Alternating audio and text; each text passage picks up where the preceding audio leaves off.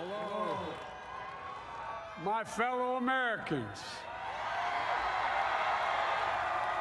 and the people who brought me to the dance, Delawareans. I see my buddy, Senator Tom Carper down there, and I think Senator Coons is there, and I think the governor's around. And is that Ruth Ann? And that former Governor Ruth Ann Minner. Most importantly, my sisters-in-law and my sister Valerie. Anyway. Folks, the people of this nation have spoken. They've delivered us a clear victory, a convincing victory, a victory for we the people. We've won with the most votes ever cast on a presidential ticket in the history of the nation. 74 million.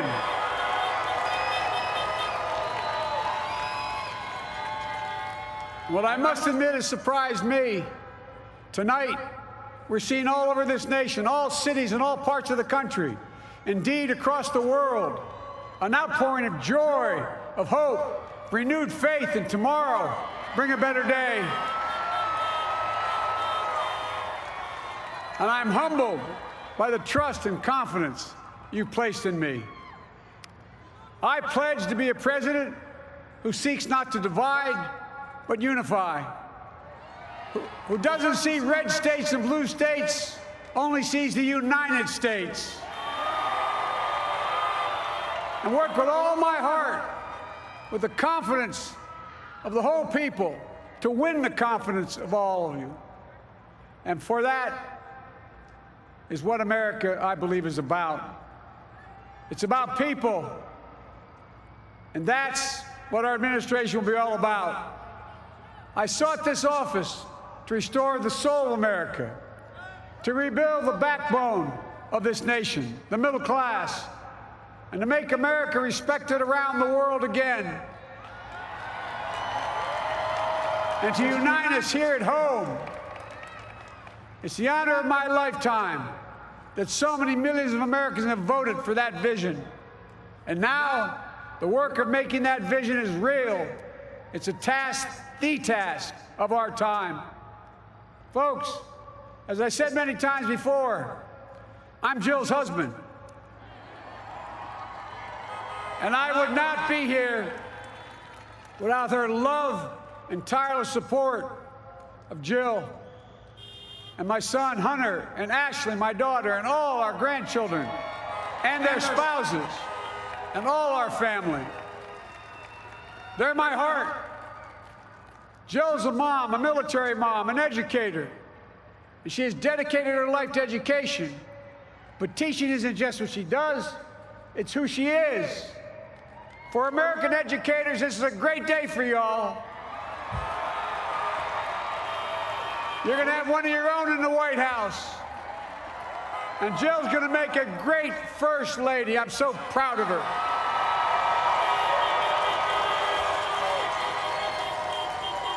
And I'll have the honor of serving with the fantastic Vice President who you just heard from, Kamala Harris,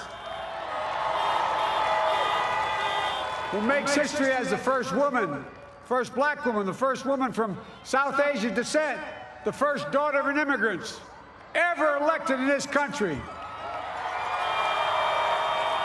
Don't tell me it's not possible in the United States. It's long overdue. And we're reminded tonight of those who fought so hard for so many years to make this happen. But once again, America's bent the arc of the moral universe more toward justice. Kamala, Doug, like it or not, your family, you become an honorary Biden, there's no way out. All those of you who volunteered and worked the polls in the middle of this pandemic, local elected officials, you deserve a special thanks from the entire nation. And to my campaign team and all the volunteers, and all who gave so much of themselves to make this moment possible, I owe you. I owe you. I owe you everything. And to all those who supported us, I'm proud of the campaign we built and ran. I'm proud of the coalition we put together, the broadest and most diverse coalition in history. Democrats, Republicans, independents, progressives, moderates, conservatives, young, old, urban, suburban, rural, gay, straight, transgender, white, Latino, Asian, Native American. I mean it, especially for those moments, and especially for those moments when this campaign was at its lowest ebb. The African-American community stood up again for me.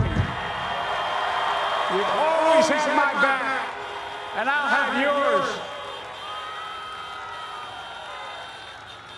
I said at the outset, I wanted to represent this campaign to represent and look like America.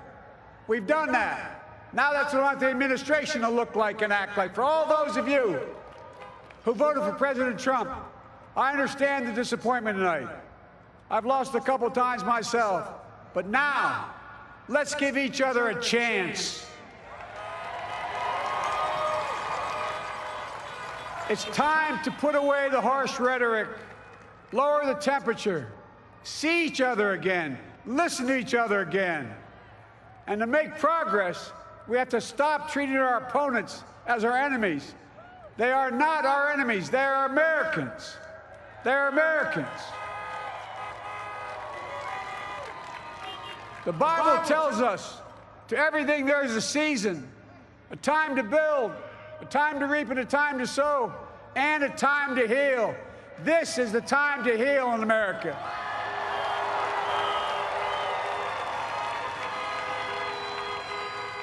Now this campaign is over. What is the will of the people? What is our mandate? I believe it's this. Americans have called upon us to marshal the forces of decency, the forces of fairness, to marshal the forces of science and the forces of hope in the great battles of our time. The battle to control the virus, the battle to build prosperity, the battle to secure your family's health care, the battle to achieve racial justice and root out systemic racism in this country,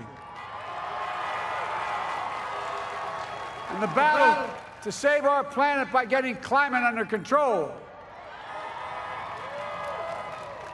the battle to restore decency, defend democracy, and give everybody in this country a fair shot. That's all they're asking for, a fair shot.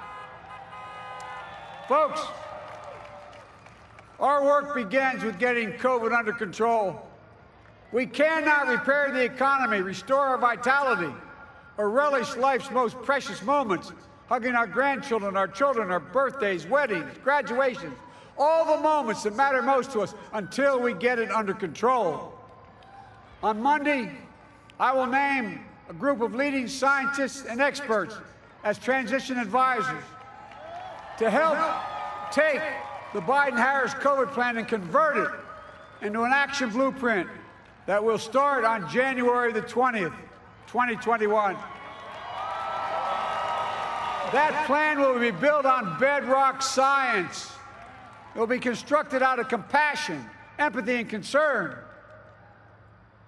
I will spare no effort, none, or any commitment to turn around this pandemic. Folks, I'm a proud Democrat, but I will govern as an American president.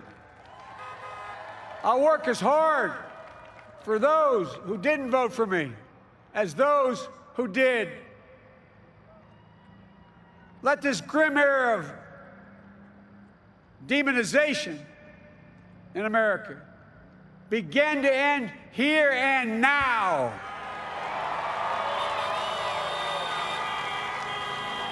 The refusal of Democrats and Republicans to cooperate with one another, it's not some mysterious force beyond our control. It's a decision, a choice we make. And if we can decide not to cooperate, then we can decide to cooperate. And I believe that this is part of the mandate given to us from the American people. They want us to cooperate in their interest. And that's the choice I'll make. And I'll call on Congress, Democrats and Republicans alike, to make that choice with me. The American story is about slow yet steadily widening the opportunities in America. And make no mistake, too many dreams have been deferred for too long. We must make the promises of the country real for everybody, no matter their race, their ethnicity, their faith, their identity, or their disability. Folks, America has always been shaped by inflection points, by moments in time where we've made hard decisions about who we are and what we want to be. Lincoln in 1860, coming to save the Union. FDR in 1932, promising a beleaguered country a new deal. JFK in 1960, pledging a new frontier.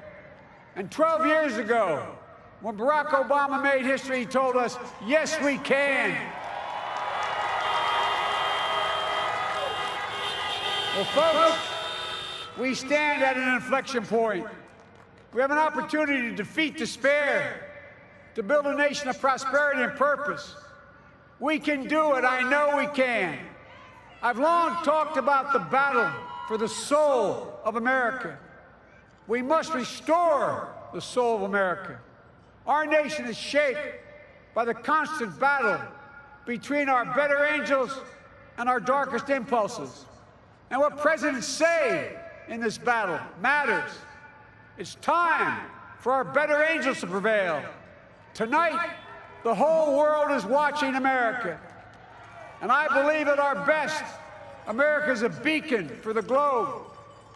We will lead not only by the example of our power, but by the power of our example.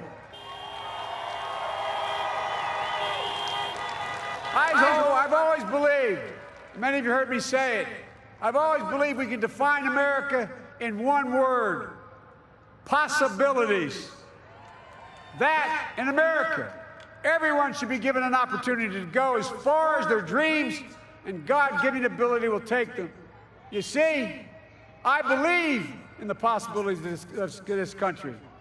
We're always looking ahead to an America that's freer and more just, ahead to an America that creates jobs with dignity and respect, ahead of America that cures diseases like cancer and Alzheimer's, ahead to an America that never leaves anyone behind, ahead of America that never gives up, never gives in. This is a great nation. It's always been a bad bet to bet against America. We're good people. This is the United States of America, and there's never been anything we've been not able to do when we've done it together. Folks, in the last days of the campaign, I began thinking about a hymn that means a lot to me and my family, particularly my deceased son, Bo.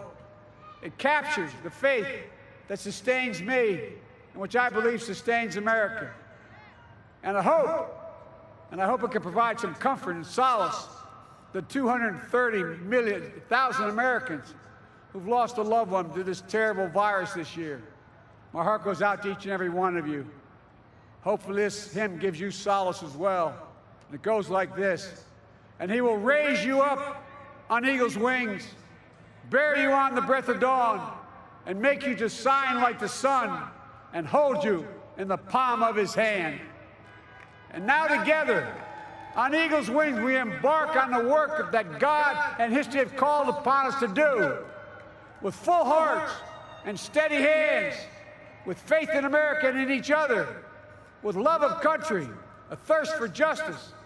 Let us be the nation that we know we can be, a nation united, a nation strengthened, a nation healed. The United States of America, ladies and gentlemen, there's never been anything we've tried we've not been able to do. So remember, as our grandpapa used to say when I walked out of his home when I was a kid up in Scranton, he said, "Joey, keep the faith." And our grandmother, when she was alive, she yelled, "No, Joey, spread it. Spread the faith. God love you all. May God bless America, and may God protect our troops." Thank you, thank you, thank you.